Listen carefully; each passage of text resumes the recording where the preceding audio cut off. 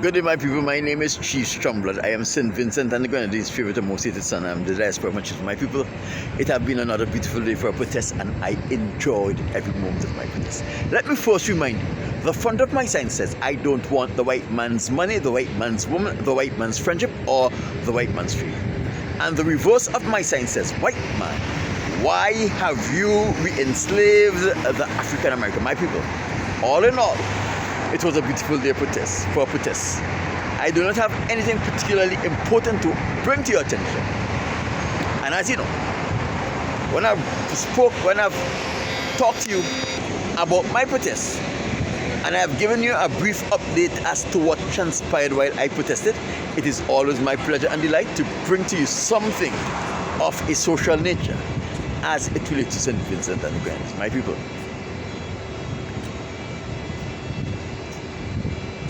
Ralph Gonsalves commissioned 4 PhDs in the person of Michael Lenny,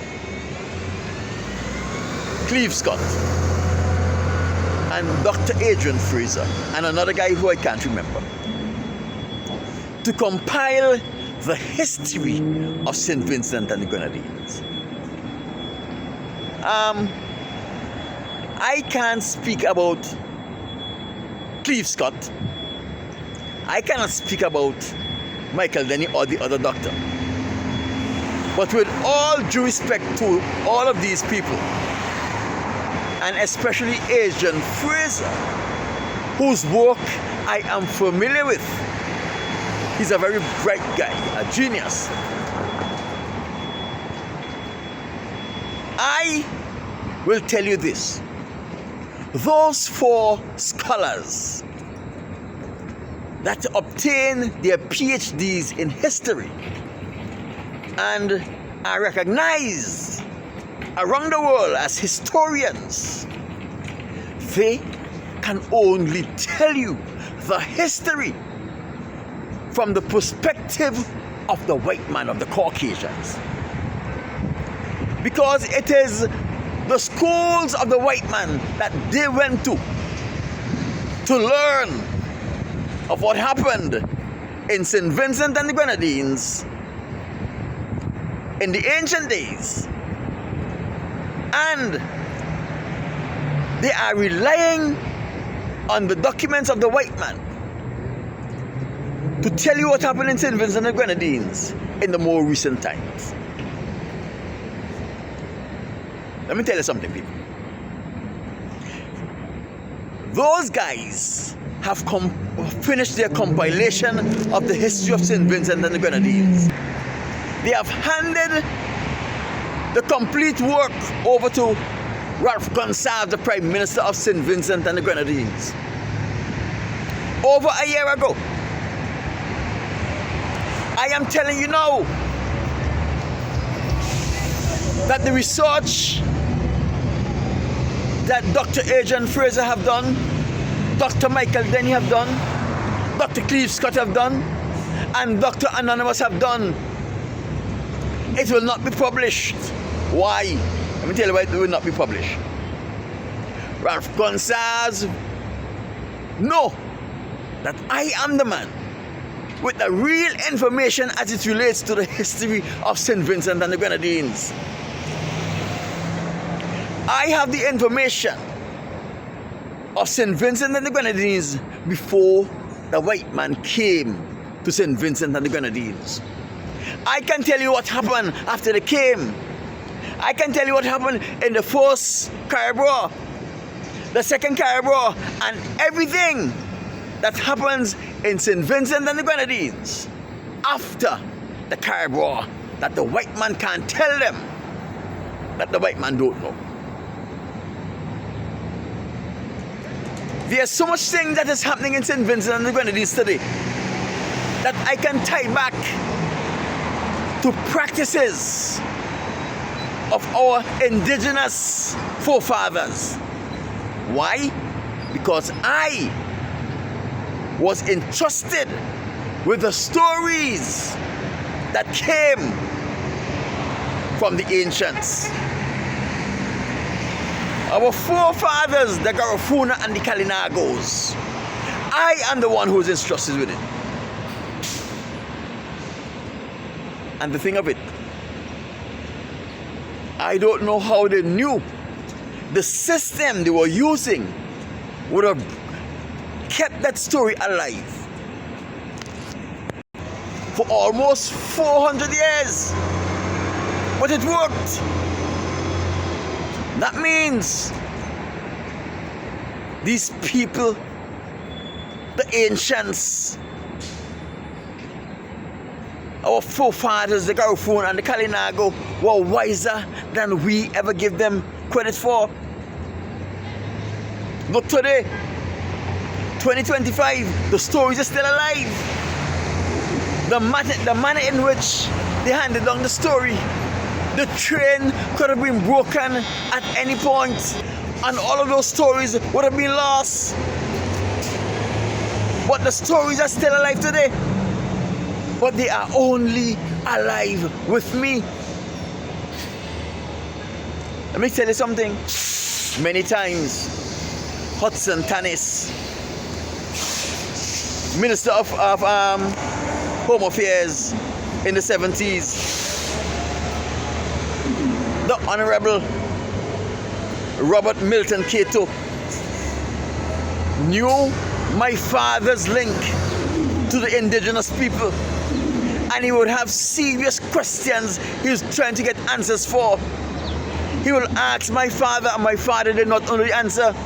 And I, a kid, I knew the answer, but I couldn't tell them because it was not in my place to share those information unless I was sharing it with a person who I appointed to ensure that the stories are taken further into the future. Sometimes when I hear people talking things about the Kalinago and the Garifuna, I am tempted to correct them. I am tempted to share what I know. But I have to hold back that temptation for one thing. The Vincentians today don't deserve to learn the truth about the indigenous people of St. Vincent and the Grenadines. They don't deserve it. And for that, I will not share it with them.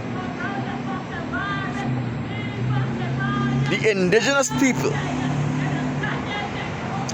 did not intend it for these stories to be shared willy-nilly. The stories are for a time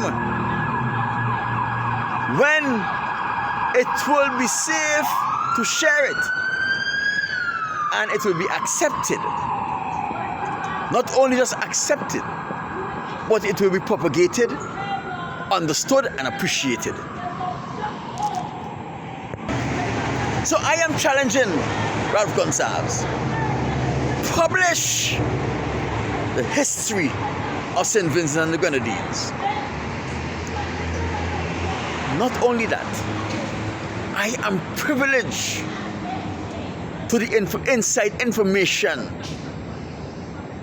of most of the things, or of all of the things that happened in the Milton Cato government. Every critical decision that Milton Cato made, I am privileged to those information. As a child, my father and Mr. Milton Cato made a decision to expose me to these things even as a child, because Milton Cato realized that, like my father, who remembers things even from when he was a tot, I had the same memory. And Milton Cato and Milton Palmer decided that they are going to expose me to those things so I can take the truth into the future. I don't know what they were expecting, but now I understood why it was important for them to expose me to it. Because James Mitchell and Ralph Gonsalves have been trying to tarnish the legacy of this valiant, brilliant Vincentian hero. They can't do it, guess why? Because the chief is here.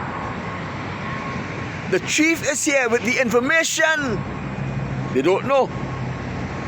They are still wondering what I know, even about Milton Cato's administration and the decisions he made. Like the other day, I heard Jomo Thomas speaking about Cato.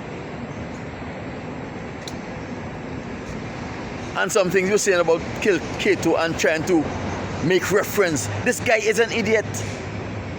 He don't know what he's speaking about. I have the information. I will never make them wise. These people will die in their ignorance. Not only in their ignorance of who God is, but in their ignorance of the history of St. Vincent and the Grenadines. My information is for a future generation. I'll tell you why I know that. I ain't dying now. I'm going to live for more than 200 years. A lot of people wonder, why you just talk like this? Let me tell you something, people. Every man should know themselves. Every man must know themselves. I know myself. I'm going to live for more than 200 years. My leadership will change the way we do business in our country, in the Caribbean, and in every black world.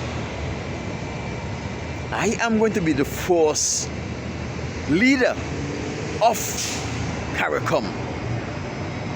The first leader of CARICOM as a single political entity. Let that sink into you. Take some time and let that sink in. It's sinking yet? Ralph Gonsalve, take some time and let that sink in. That is how far my leadership is going to go.